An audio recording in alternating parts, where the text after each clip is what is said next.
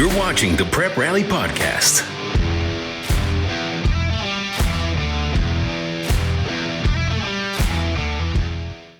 Welcome to the Prep Rally Podcast, sponsored by West Pest. I'm Graham Thomas with the Northwest Arkansas Democrat-Gazette. I'm joined live in studio with NWA Democrat-Gazette sports reporter Rick Fires.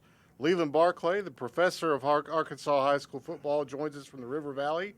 We have Blake Sutton and Spencer Tyree on the technical side of it over here.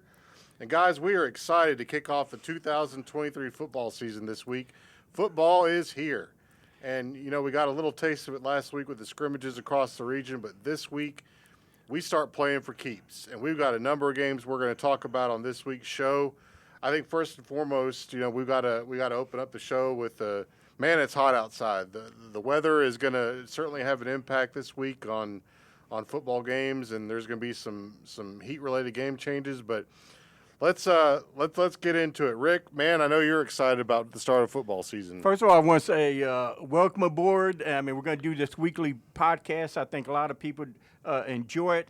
Last time we gathered up, we were talking about all the championships in the spring sports, and now hopefully everybody's had a little time off. I know. Look at me, man. I got a little sun on my white pasty skin. Yeah. So I'm tired of the summer stuff. I've been out in the wading pool all summer long. I'm ready to get white pasty. I'm ready to get back to the cold weather, the fall, the chili dogs, the hot chocolate.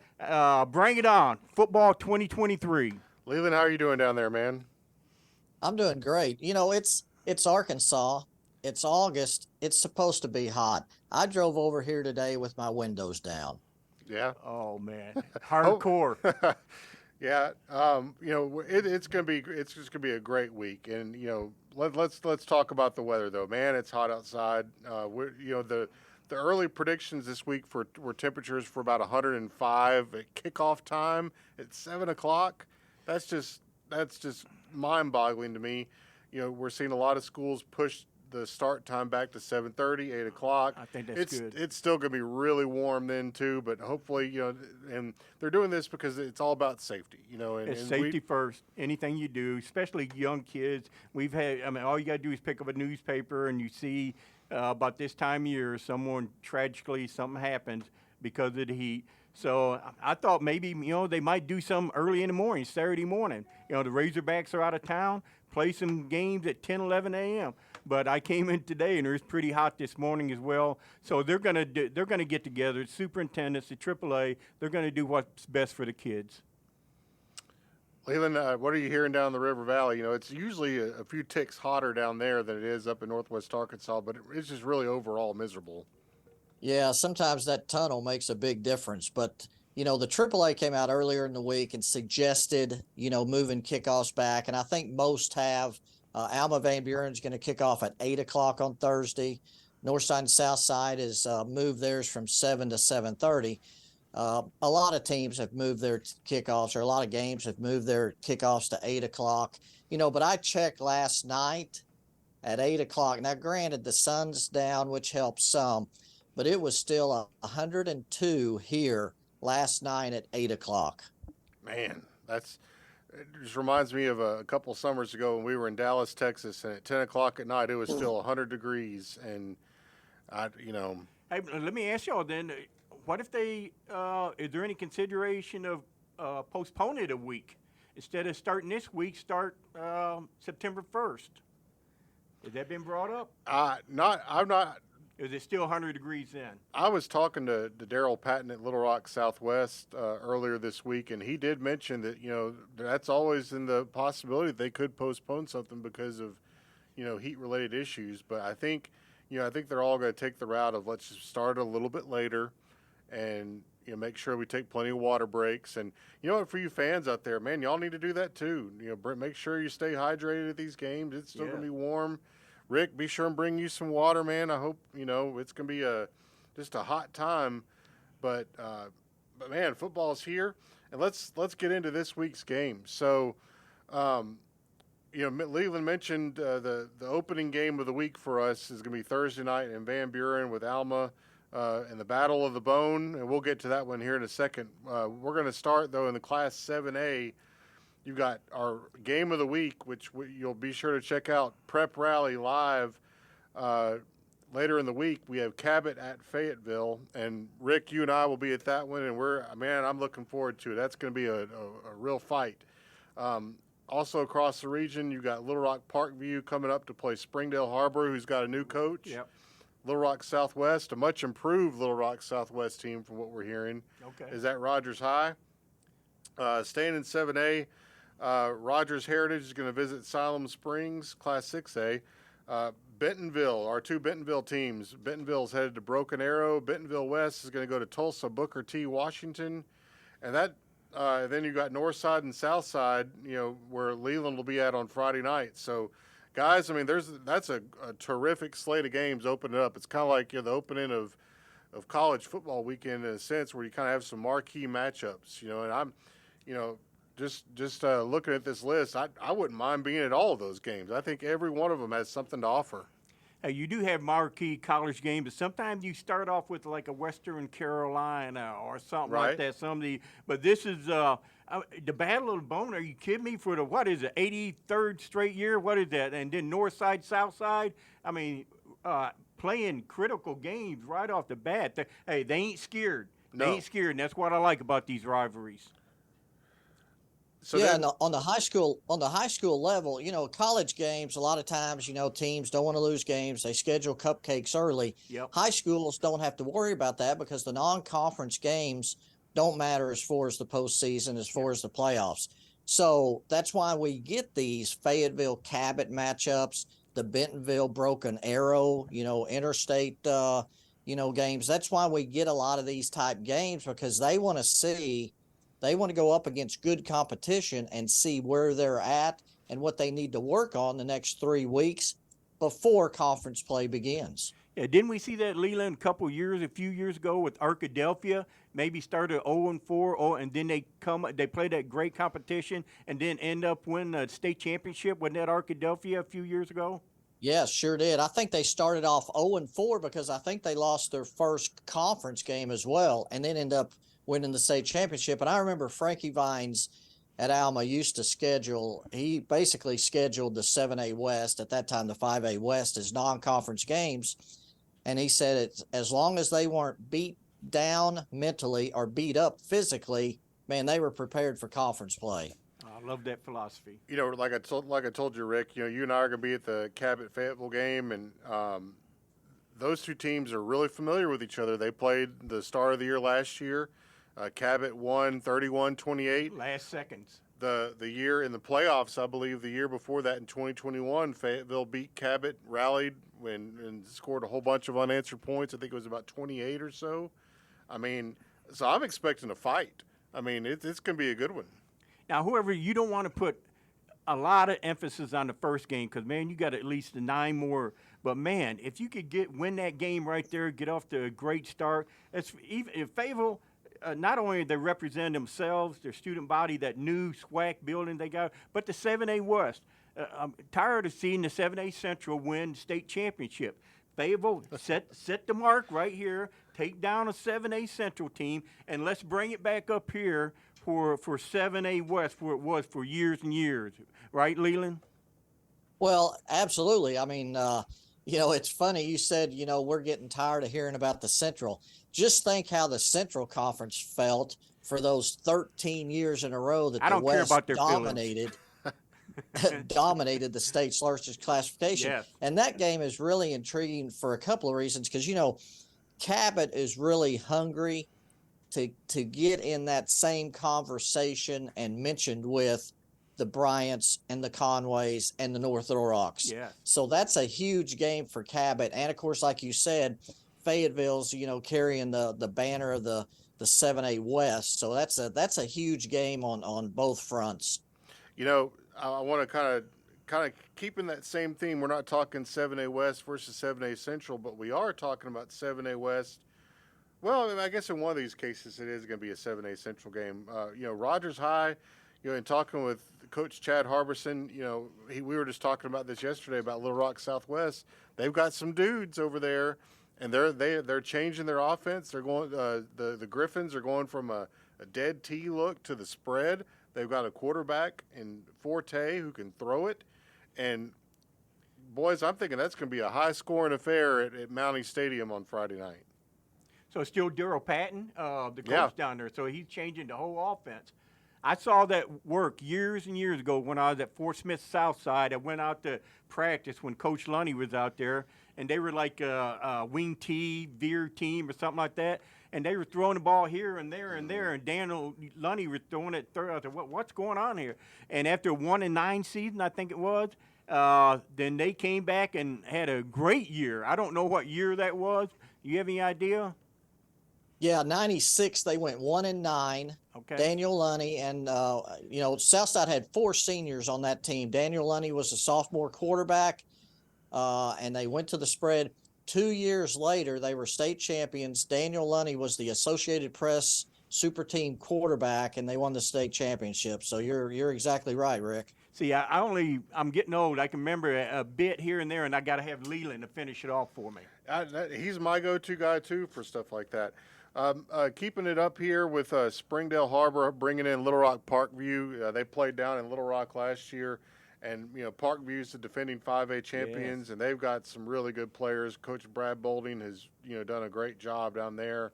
And, we got a new coach at Harbor with Brent Eckley. And, those 2 games that we mentioned, the Harbor Parkview and Rogers Southwest, if I could be at both those and still do our game, man, I'd be there. Because I think they're all 3 of them are going to be really good. I'm interested in Absolutely. watching. Those are marquee matchups because, Southwest is emerging. And we knew when Daryl Patton took that job a few years ago, we knew it was just a matter of time. And he knew that, too, because he wouldn't have taken that job and just satisfied with going 2-8 or 3-7 and using the excuse that, they don't have the players. So we knew this day was coming, and I think that day's now. And, of course, the Bolding brothers, at Parkview won their first state championship, since 78 last year. Wow. And they've I think that train is probably going to keep rolling. Hey, now for people who've forgotten, Little Rock Southwest is a consolidation of what schools? Partially Hall, but mostly McClellan and Fair. Little Rock Fair. So let's talk real briefly, guys, about the 2 Bentonville teams heading over to the Tulsa area. Leland, you got to go see Broken Arrow a little bit at the scrimmage last week. Of course, you didn't even need to go over there to know that's going to be a tough matchup for the Tigers, for the Bentonville Tigers, that is. Oh, absolutely. And man, what a facility Broken Arrow has. Of course, in that area, it's kind of an arms race between Broken Arrow, Tulsa Union, Jinx, and even now Bixby to an extent as far as who can spend the most money and have the best facilities. And it'll be a big-time atmosphere at Broken Arrow Friday night. They're going to be very good again. They did lose one of their better players in the scrimmage against Northside to a compound fracture, who is a senior and was getting some looks, especially from Air Force, and they've lost him for the season. But that's going to be a very good matchup. And then, like you said, Bentonville West and Tulsa, Washington. Yeah, that was a really good game last year at West. Let's take it down to the River Valley, Leland. First, let's talk a little Battle of the Bone, and then we're going to get into Stillwater at Greenwood. Again, lots of good games, lots of good competitive games, and the Battle of the Bone, man, that's one that if I didn't have to be somewhere Thursday night, I think I would come down to Van Buren and watch that one. It should be a good one. Both teams are going to have senior quarterbacks leading them, which is, just a great thing to have. Van Buren, Bryce Perkins at quarterback, and then Jackson Daly, a very familiar name, a third-generation Airedale, taking over at quarterback for Alma. Alma won last year, that snapped a 4-year winning streak. This will be the 77th meeting between the 2 schools. Crawford County rivals, Battle of Crawford County, Battle of the Bone. It's they moved it to Thursday so that it would be the only game in town, and it'll be packed. Man, I like Thursday night high school football games. Always have. I neglected to add in there Northside at Southside, the Battle of Rogers Avenue. Leland, you'll be there Friday night. Absolutely. Walter will be there covering the game, and then I'll have the wrap up in Sunday's River Valley Democrat-Gazette.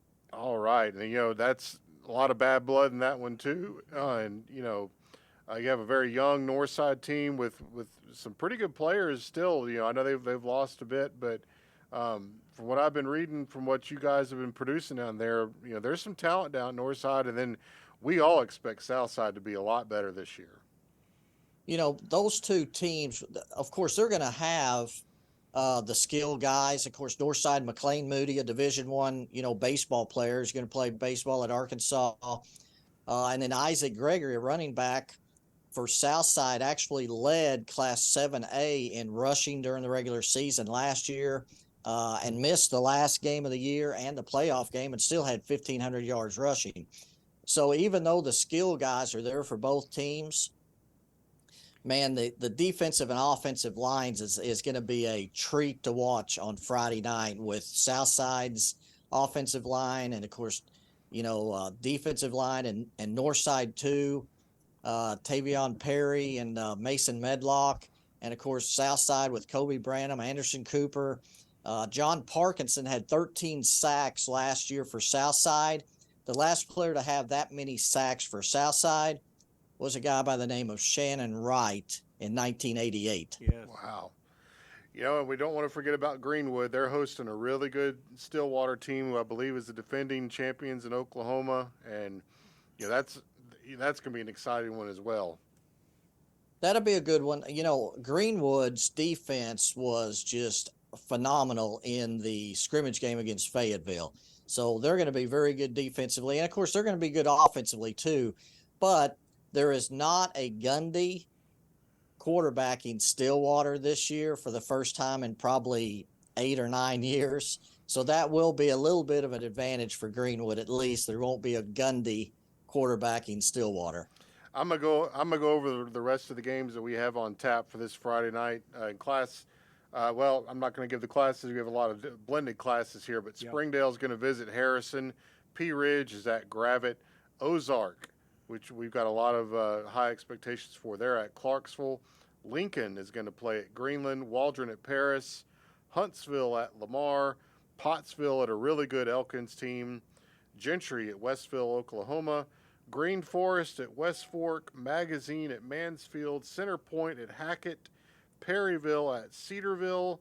Dover at Johnson County Westside. So, man, there's a lot of good football games all over the area, and I'm sure that you're going to see just a lot of really good games out of that group that we just mentioned.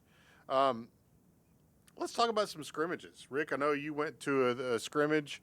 Tell me about the one you went to.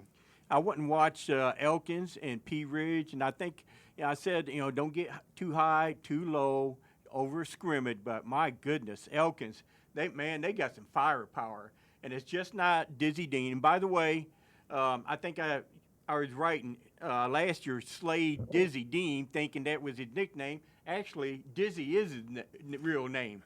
So they throw it all over the place, and Deshaun Elkins handily won that against Pea Ridge. Pea Ridge struggling, but right. Under Bray Cook, hopefully they get back to the level they have been. But Elkins dominated that. Deshaun Chairs was over on the sideline, kind of precautionary. Didn't want to get hurt. The worst thing you can do, like Leland was saying earlier, for a senior, my goodness, to get hurt in a preseason game. Right. But it happens. But man, Elkins is just very, very impressive. And Zach Watson bringing that from offensive coordinator down to from Greenwood, you knew it was going to come a time for them to really start coming out. But the role is different, like what Harold wrote in the preview. Now they go from being the hunter to being the hunted. They're favored all over the place in their conference. Let's see how they respond to being the favorites role. Leland, you called it the Barclay scrimmage tour last week. You hit quite a few of them, and what are just some things that stood out from what you saw? Of course, Monday I went to Alma and watched Ozark and Alma. Boy, Ozark looked good. They lost two guys in the backfield that accounted for like 7,000 yards last year. And they didn't miss much of a beat on Monday night. Offensively, they look good. Defensively, they look good. So I think Ozark is certainly going to be able to challenge Elkins for the 4A1, championship. Then on Tuesday, went down and watched Greenwood and Fayetteville. I've already kind of touched on Greenwood's defense. 9 starters coming back from last year, including the entire line. They did lose one linebacker. He was our defensive player of the year, Evan Williams, and then a very good defensive back in Storm Sherry, who made a lot of plays for them. But they do return 9 guys on defense, and in this age of high flying, offenses that are scoring 40 and 50 points a game, I think it's still defense that wins championships. And I think, coaches know that too. In fact, if you go back to look at last year's state championship games, Bentonville didn't score an offensive touchdown against Bryant. Hazen recorded a shutout win against, held a very good Carlisle team down. Charleston shut out Booneville for 3 quarters, which was very good. So, defense still wins championships, and Greenwood's defense is going to be very good. Then went over to Broken Arrow on Thursday night. Bentonville West is still kind of, getting used to losing a 2-year starter at quarterback. Just a tremendous loss for them to lose Jake Casey, who would have been, he was going to be a 3-year starter and probably would have set all of the Bentonville West offensive, passing records. Northside, still very young. In fact, they used a couple of different combinations on their offensive line, still trying to find the, the perfect mix and match there. So, pretty early there. And then I went to Oklahoma on Friday night, and then me and Hank went and watched a thick burger eating contest on Saturday afternoon. That's awesome. I love a good thick burger. We're going to take a break, and when we come back, Rick, Leland, and myself will go over our weekly top 5, and in future podcasts, this will be our top 5 performances of the week, but we're going to change it up just a little bit with this being week 0. So we'll be back.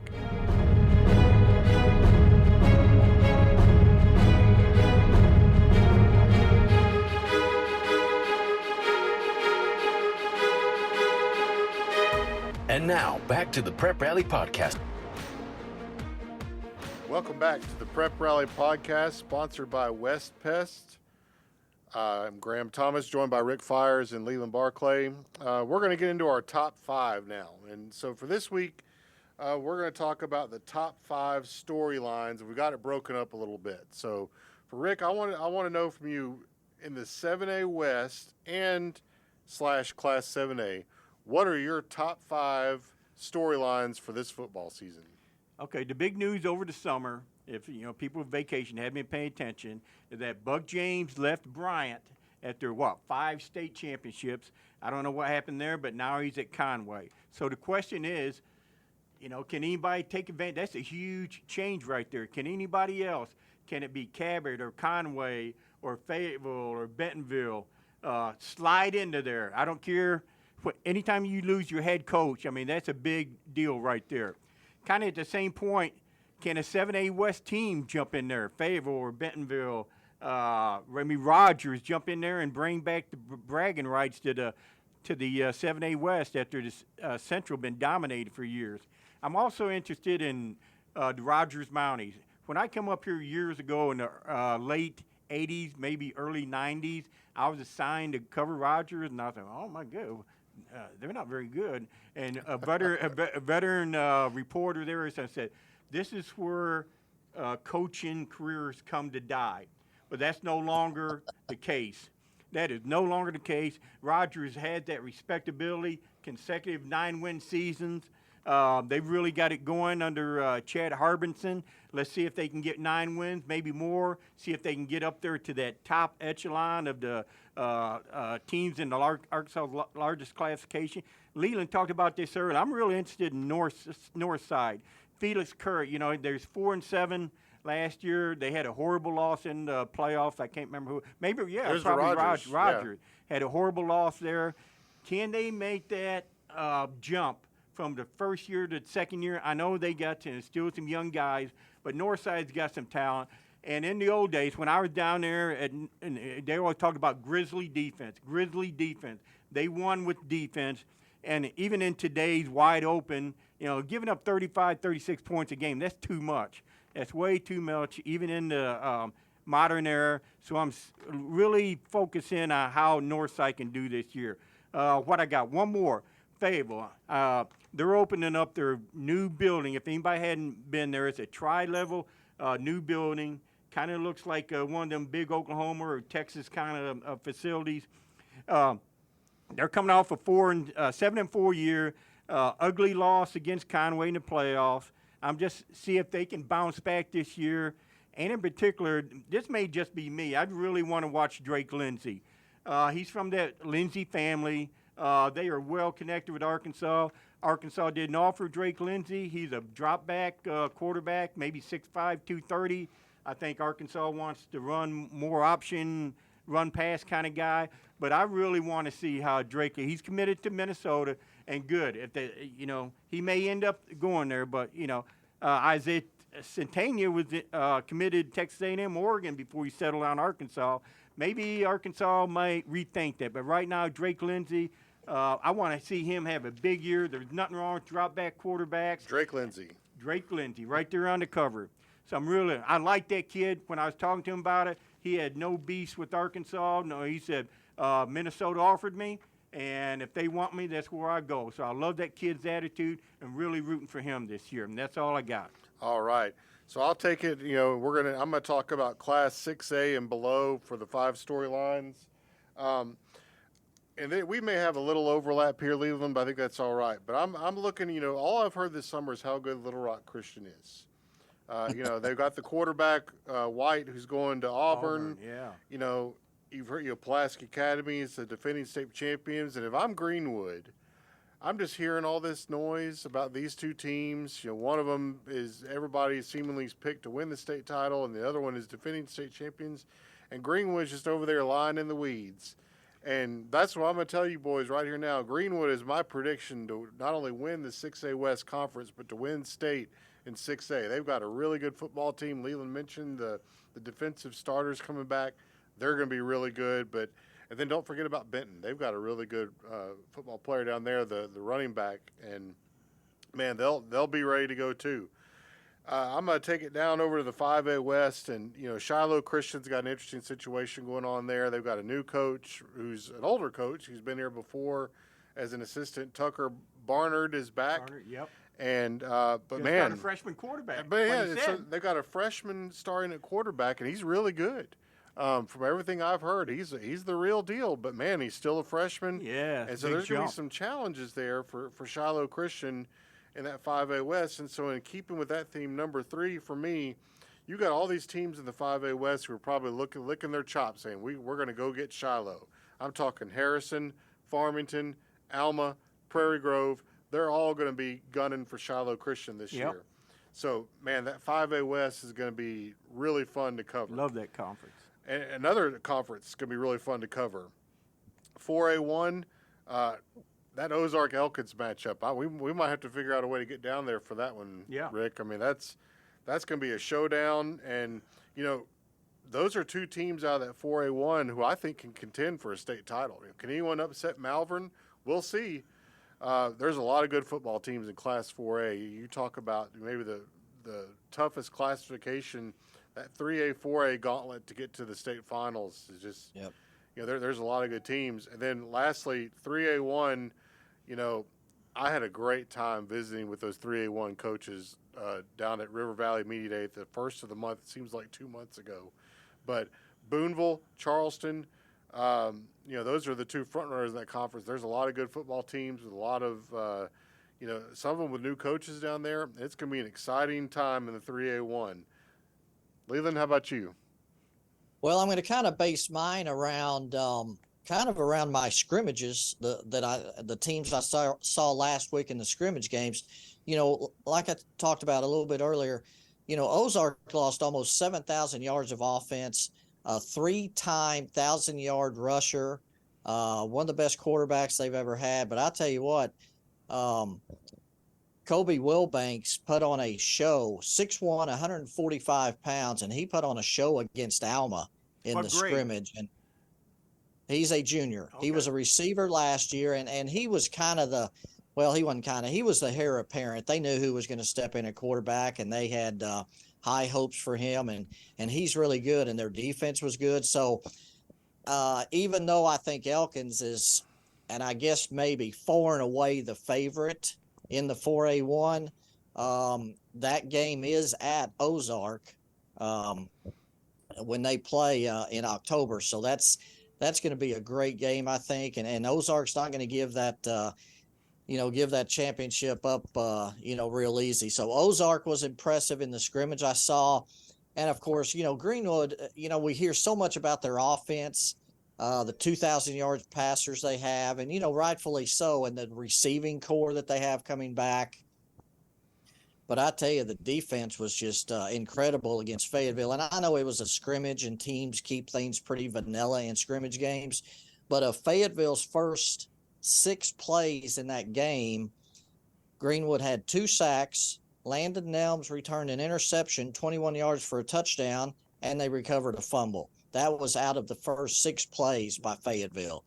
So, and like you said, I think they're playing with a little bit of a chip on their shoulder because, they still got a bad taste in their mouth, losing to Pulaski Academy in the state championship game, a team that they had beat in conference play earlier, and then hearing all about Little Rock Christian all summer. So, the Bulldogs don't always play with a chip on their shoulder, but I think they are this year. And based on scrimmage games, again, Van Buren scored on 7 of 9 possessions against Farmington. And won that scrimmage game. I think it was like 42-35. So they scored on 7 of 9 possessions. And of course, they lost a good player too. There's not very many Malachi Henrys that come along in a program very often. But for Van Buren to score on 7 of 9 possessions is certainly a good indication that they're going to be pretty good again. And then Southside went up to Siloam Springs in their scrimmage game, and Carter Zimmerman hit George Harrell on the first play of the scrimmage, 75-yard touchdown. I was there for that one, and it was beautiful. Like, he hit him just perfectly. And that wasn't the only one he hit. They hit a few that night.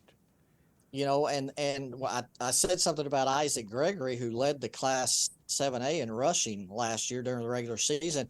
Well, Amari Tucker didn't even play last year because he was hurt warming up prior to the Northside game and missed the whole season. Well, Amari Tucker led Southside in rushing as a sophomore 2 years ago. So they actually have 2 guys coming back that have led them in rushing one year or the other. So I think that offense is going to be very good, and defensively they're going to be good as well. And then, Graham, you talked about the 3A1. Charleston's not – they lost a bunch of guys. Graduation, that happens, especially on state championship teams. But I tell you, Charleston's not going to give that title up real quick either. And October 20th, Booneville and Charleston, that's going to be a huge game. So that's kind of the 5 things I'm looking at. Booneville also has somebody coming back off of injury. Rylan Ray coming back. Mm-hmm. Yeah. So they're going to have – it's not just going to be the Dax Golf Show this year. Rylan Ray's he's a guy that he can put up 2,000 yards rushing in a season too. So that's going to be a big game. And, they start off the year at Harding Academy. And Charleston begins the season a week later than most teams, but they start off the season playing Elkins. Wow. In Harding Academy, they just had a linebacker commit to the Razorbacks. So they're impressive. I've seen them. Yeah.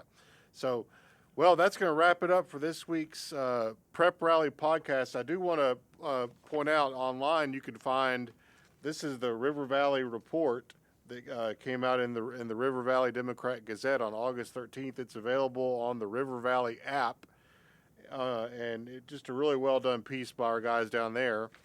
And then in the Northwest Arkansas Democrat-Gazette, we had the Prep Rally football preview. And this came out on August the 20th and is also available on the It's available on the Northwest Arkansas Democrat-Gazette app on the replica edition. And just a lot of hard work by our sports guys here in Northwest Arkansas and in the River Valley to get these out. We've got all kinds of prep starting up. We've got golf, we've got tennis, we've got volleyball started up just yesterday on Monday, and we'll certainly be adding those into our conversations as we go. But man, it's exciting time. Football is here. Everybody stay hydrated, stay cool, and find yourself a game to go watch this week. The Prep Rally Podcast is produced and directed by the Northwest Arkansas Democrat-Gazette. Find us on SoundCloud, Apple, Google Play, Spotify, and Stitcher.